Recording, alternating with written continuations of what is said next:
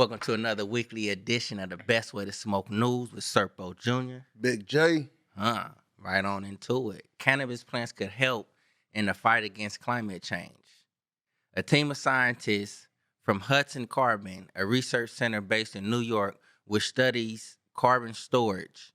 Cannabis plants could be the missing player in humanity's fight against climate change, as hemp can absorb carbon dioxide from the atmosphere more than twice as effectively as trees. That's something new. Mm-hmm. The experts found that while trees can capture about 6 tons of CO2 per year, hemp can suck up to 16 tons. Moreover, CO2 also becomes permanently enchant, encased. Excuse me. Becomes CO2 also becomes permanently encased within hemp fibers, which can be used in a variety of products, ranging from textiles to car parts to medicine. Although the United States only accounts for about 5% of the global pollution, it is responsible for 28% of the world's carbon emissions, roughly speaking. So, with this new research coming out by California, by they saying the U.S. got a little portion of it by California having one of the top grades of bud. Mm-hmm. So pretty much it's like the more cannabis plants, the more we helping with the atmosphere, as they say. So yeah, that's dope, man. It's another thing that cannabis can help with. And that's a good point before we move on, because it's more than just health and actually just getting high. It's something to do with the climate. So weed, thumbs up. Weed. Oregon to pardon 45,000 people with marijuana convictions. Outgoing Oregon Governor Kate Brown, Democrat, announced Monday that she's issuing tens of thousands of pardons for marijuana convictions in the state. The pardons will affect about 45,000 people, her office estimates, and will apply to people who were 21 or older when they were found in possession of 1 ounce or less of marijuana before 2016, when the state first began allowing the drug's recreational use, so long as they don't have any other charges. No one deserves to be forever saddled with the impact of a conviction for simple possession of marijuana, a crime that is no longer on the books in Oregon, Brown said in a statement, noting that because of the conviction on their record, many of these people face housing insecurities, employment barriers, and educational obstacles as a result of doing something that is now completely legal. The American Civil Liberties Union issued a statement praising Brown, who also recently commuted the sentence of dozens of people who were convicted of crimes they committed as minors. We are grateful for Governor Brown's use of clemency as a powerful tool to address our state's outdated, racially biased practices. Sandy Chung, executive director of the ACLU of Oregon, said in a statement on Monday. So, that's a great thing, though, moving forward. Something that we always push for is people getting the fuck out of jail, man. People getting out of jail, people getting convictions took off their record, man. So that's big ups to Oregon, man. Keep doing great things out there, man, and keep progressing. Yes, indeed. Moving on. Man, check this one.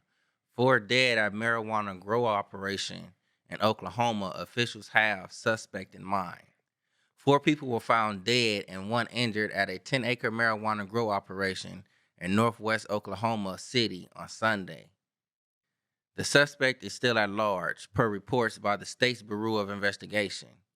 The Kingfisher County Sheriff's Department was also called into a hostage situation, and the 4 victims were already dead upon their arrival, according to a press release by the Oklahoma State Bureau of Investigations Monday.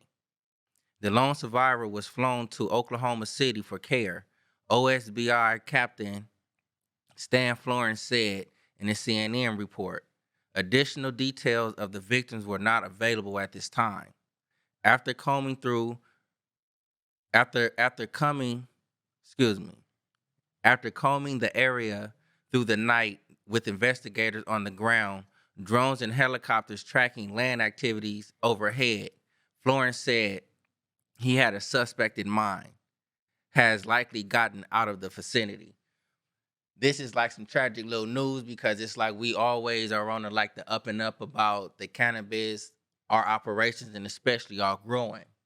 And it's like this is like tragic news right here. We hope like everything like comes up on the up and up out of this situation. But this is just some news that we're delivering. Yep. Moving on. California's illegal pot business is booming. The Los Angeles Police Department has busted more than 300 illegal marijuana dispensaries so far in 2022. The illegal industry is competing with the legal industry and essentially putting them out of business, says Sergeant James Roy, head of the Riverside County Sheriff's Department 12-person marijuana eradication team. This place is no different than thousands of others we hit this year, confiscating about 500,000 plants in Riverside County alone, Roy said. California was the first state to legalize medical marijuana in 1996, followed by recreational pot in 2016. Ever since, it's been a disaster for the legal pot industry and law enforcement, which continues to bust illegal growers and dispensaries despite legalizations. The price of everything in Los Angeles is going up, except pot. It's everywhere, says Detective Mike Boyles with the Los Angeles Police Department Gang and Narcotics Division. The state legalized pot and was hoping to be a legitimate market, but the problem is these illegal shops are coming in, they're undercutting all the legal shops. They're selling products for almost half the price, so our job as law enforcement has actually gotten harder, says Boyles. So, it's just the illegal, the underground is booming, man. I don't know, that's crazy. But even though that's cool, that like prices are kind of good, obviously. That's why they getting the traffic and stuff coming up in there to getting off good quality product at a cheaper price. And then you go into the legal ones to where your shit is like ran down. So, hey, I don't think it's making their jobs harder, though. That's just my opinion. Right. Moving on. All right, leaning to a more perfect union, to a more perfect pot union. Following the November 2022 elections, 21 U.S. states have legalized cannabis for recreational use. Many of them now enriched with a full-blown cannabis commerce. This rapidly expanding industry is populated with thousands of productive and ambitious workers, many of whom actively seek to organize or have already created union partnerships in their workplace. Anywhere from 30,000 to 40,000 cannabis industry employees are estimated to be unionized across America. That's something great. Mm-hmm. Some California cannabis employees are part of UFCW, which is United Food and Commercial Workers, the largest cannabis workers union in the country, representing over 10,000 employees nationwide. The UFCW Local 5, which presently represents over 500 weed workers across the formed Bay Area of the Northern California, is branching out beyond representing dispensary workers. As in June 2021, when UFCW brokered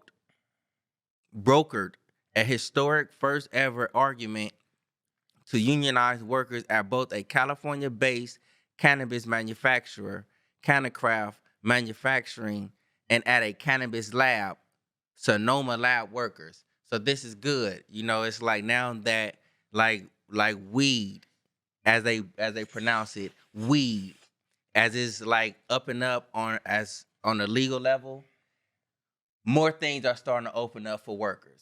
And this is cool. Like if you're in the cannabis industry and you're a worker, whatever falls up under the word trimming, cutting, bagging, transporting, whatever it may be, is now a union there. Oh. So now if there's a union in place, it's like you can now, I guess, get medical. you can now, and it's like the doors are opening. So that's like that's a perfect union, perfect Yes. pot union. Yeah, I want to say that too, though, because yeah, you get a lot of these people that be out there doing the trimming and stuff like that, getting them slave wages and stuff, though, and for them to be able to unify and have a union, that's dope. That's the wicked news. That's way, Serpo Junior, Big J. baby, baby.